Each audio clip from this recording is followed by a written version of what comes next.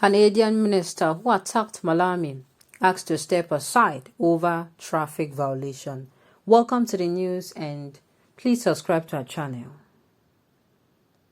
Nigerian-born Minister of Justice and Solicitor General of the Government of Alberta, Canada, Kelechi Madu, has been asked to step aside over traffic-related offences. The Premier of Alberta, Jason Kenney, announced this in a series of posts on his verified Twitter account on Tuesday. Are you listening to this?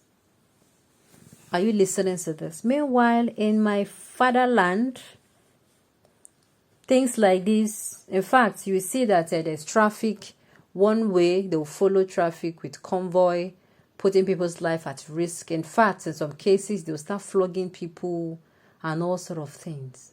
This is a system, this is a place where the system works.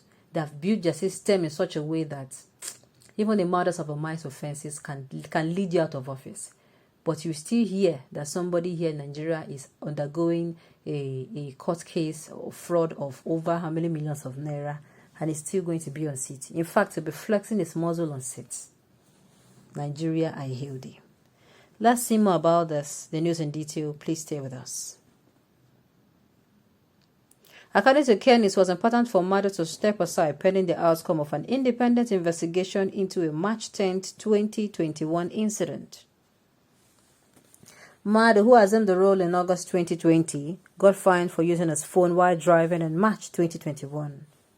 He was accused of calling the province police chief after being slammed a $300 fine he received for violating one of Canada's traffic and safety regulations.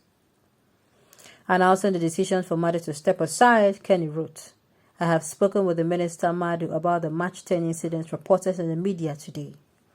I conveyed to him my profound disappointment in his decision to contact the Edmonton police chief after receiving a ticket for a traffic violation. Minister Madu told me that he did not ask to have the ticket rescinded, nor was his intention to interfere in the case, and that he promptly paid the ticket. I understand that Chief MC Fee has confirmed that at no time did the minister seek to have the ticket rescinded. Nevertheless, it is essential the independent administration of justice is maintained.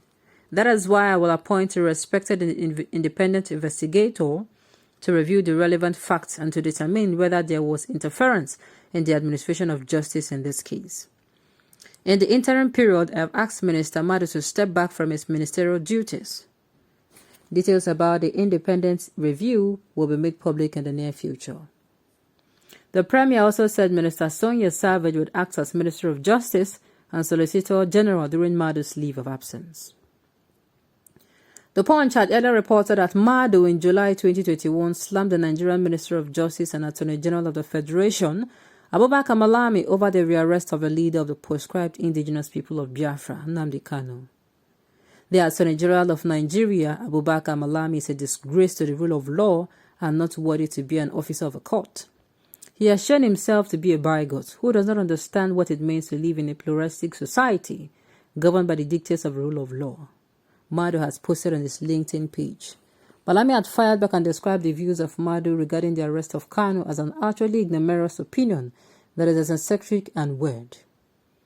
Kanu is facing terrorism-related charges before Justice Binta Nyako of a federal high court in Abuja, and the trial has been adjourned to January 19, 2022.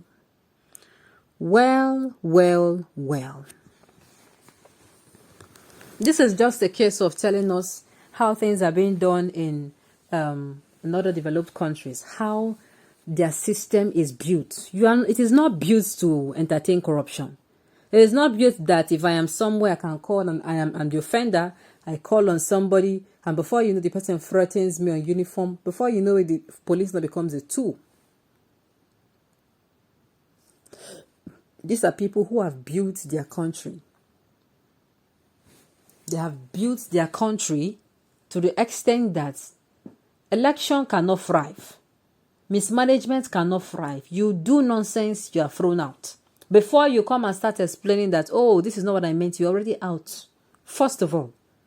Then they can now even start investigating you, and at the end of the day, they actually ascertain if you actually if you actually were right or wrong. This is where system works.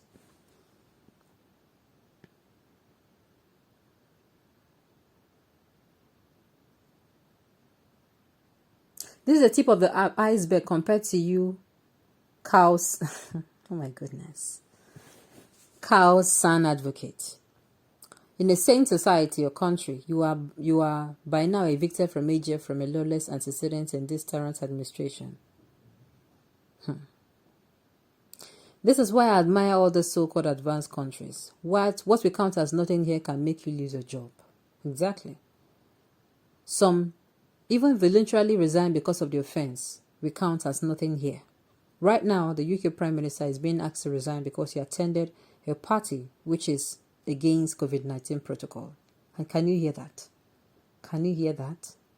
These are people who you want people you are leading to do what? To obey the law. You do what as a citizen, as a leader. You obey the law.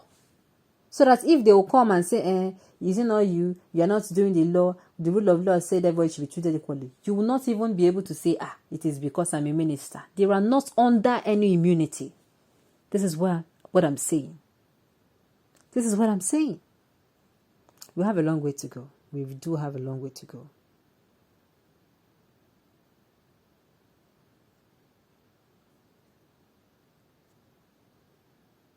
Great. For just traffic violation, this is where law and order reigns supreme. It is not like Nigeria, a lawless country, where court orders are not even obeyed. Government officials drive around even when our traffic lights are crying for them to obey it. And yet they come out and harass those that are actually... Man. If Nigerian law enforcement agencies should do their work, if constitutions were working in Nigeria as that of Canada, even Malami should have been in jail since. But because he belongs to an ethnic bigot and highly sentimental clan and reigns in such wicked government, he could mock the young man again.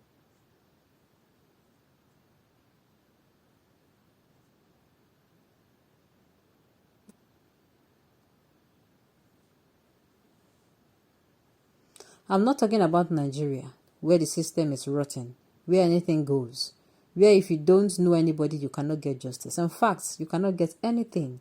I blame Justice Mado, who carried Nigerian mentality to do his work in advanced country that is working. I pray you'll be vindicated. Okay, like I said, moral of the story is we still have a long way to go.